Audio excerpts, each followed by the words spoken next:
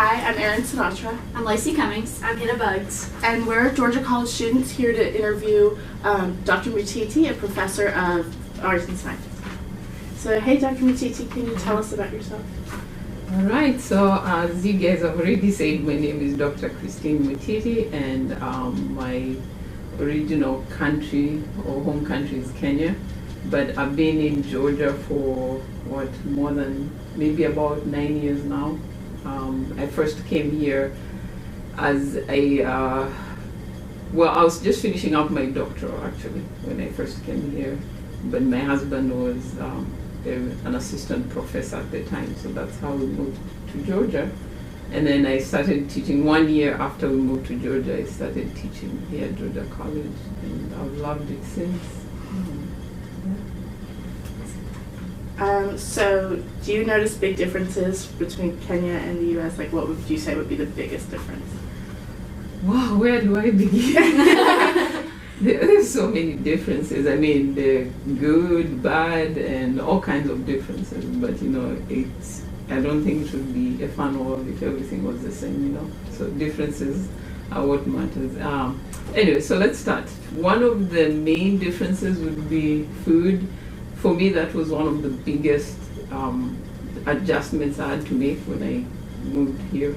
Although I didn't move here straight from Kenya. I spent a year in England, so some of the shock had already worn off before I came here, but still, the food took a while to get my taste buds adjusted to the American taste. So, let's see. A staple diet in Kenya is we call it maize, and it's really corn, but it's larger grains and they're bigger. They're white. The corn here is generally yellow, and that's our staple food. It's usually ground into flour, and you make a thick paste and you eat it with some kind of a relish. But since I moved here, I mostly eat rice because it's so much easier to find. Things like beef and chicken, that's similar to what's in Kenya, but everything else, I've had to do a lot of adjustment as far as food. But there are many other differences. I don't know if you guys want to hear them all. So, why did you decide to immigrate here? It wasn't a one-time thing where I just decided I want to immigrate. But all I know is, while I was growing up, I was always fascinated by, the outside world, what's happening around the world. And in fact, I remember this was after my high school, and I was just waiting to go to college, and I didn't have much to do, and used to spend so much time at home doing a lot of nothing. And one of the things I did was memorized all the states in the United States.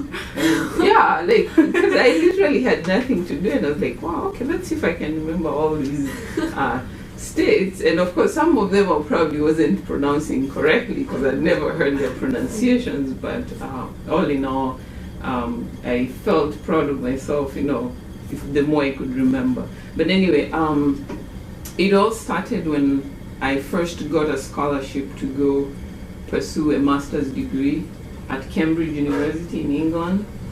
And then while in England, I thought, maybe I could go and, take another degree in the United States. Actually, initially my thought was to come and do an MBA, the business degrees, because that's what everyone at the time was doing. But I then changed and decided to come first came here into environmental science, and then so that was a master's, so basically a second master's, and then I ended up doing a PhD in botany. So by training, I'm a botanist, as you can see, even though it's fake. It's a clear sign that plants are my training, and I mean that's how I ended up here. So it wasn't really something that I planned. It all started with a scholarship, and I thought, oh yeah. In fact, when I first got a scholarship, I always thought I'll just go get my training and go back to Kenya and find a job. But the reality is there aren't that many jobs anyway to begin with in Kenya. So when I got my PhD and I got a job offer, because when you come in on what we call a student visa, when you finish your studies, you get a work visa as well, like a 1-year work visa. Well, it just so happened that I was lucky enough, the immigration program where every year you get to send in an application, and if you're lucky enough, you get picked and you get permanent residency. And I did one of those and I got it. So that's how I ended up, staying, longer than I planned initially. So. What year was that you got? Let's see. That was, you mean what year I got it? Mm-hmm. I think that was in 2009. Yeah. So it was the year that we moved to Georgia, because I first came to the United States in 2000, and I was in Ohio that entire time. That's where I got my PhD. And then in 2009, that's when I got the green card. So when I moved to Georgia, I was already on a green card. All right, I'll ask one. All right. Would you recommend to other women from your country to move over here? I mean, if they wanted to move here, yeah, I would. I mean, there's both goods and bads. It's tough being here when the rest of your family is back at home. All the people you interacted with growing up, they're all back there and you're here by yourself. So sometimes it feels kind of lonely. Mm-hmm. So, but then there's the positives where opportunities are there. If you work hard, you can get by, easily. So, because sometimes people really struggle just to make a living, mm-hmm. when it's so hard to find jobs. So I would say yes. I mean, other than the fact that I'm not, with technology nowadays, it's easy to keep in touch with family.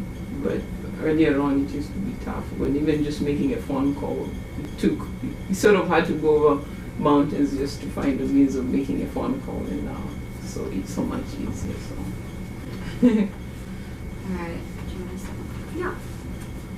Okay, so why did you choose America over other European countries? I guess it wasn't necessarily okay, here's the truth. When you're not from America, when you're from another part of the world, America is like the top of the list of places you want to immigrate to. So if that was the case, I would say, yeah, I mean, but no one thinks that they'll make it there. They think, okay, maybe, but usually you think, well, if I had to pick a place to be, it would be the United States, but what are the chances, So usually that's how you think of it. So the fact that I did actually manage to make it to the United States, for me, feels like a huge accomplishment. Because, yeah, trust me, that's where people aspire to be. So, because I guess the picture that's painted there is it's the world of opportunities, and so everyone wants to be here and experience that. Do you feel that's been truthful, like after you've come here and lived here for so long, do you feel like that's been truly portrayed across the world or not? I think, I don't know if it's really just the perception that the world has, or it's really that America has made it seem like, yeah, look, we are the best. So I'm not sure how much of that is just people's perception and how much is what's actually perpetrated. But I mean, they're good. They're both good things and some bad things, but when you look at all other places in the world, it's the same. In other words, not everything is always good and not everything is always bad. So I would say to some degree, yes, it's portrayed to be or what it's whatever it's said to be. But yeah.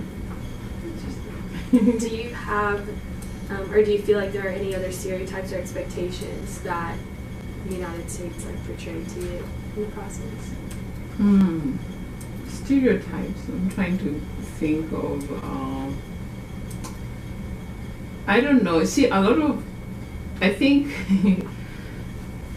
part of it is probably the media. You know, when we're exposed to so much TV and the movies, and sometimes it's the wrong portrayal that's made of the other parts of the world. Like my husband and I had an opportunity to take students over to Kenya and to Zambia quite a few times, and one of the things I remember was one student, after we came back, a local middle school asked us to go give a talk to their sixth graders, and so one of the students came along so she could speak. They wanted us to speak about our countries, but then the student came as a person who grew up here and had the opportunity to experience something different.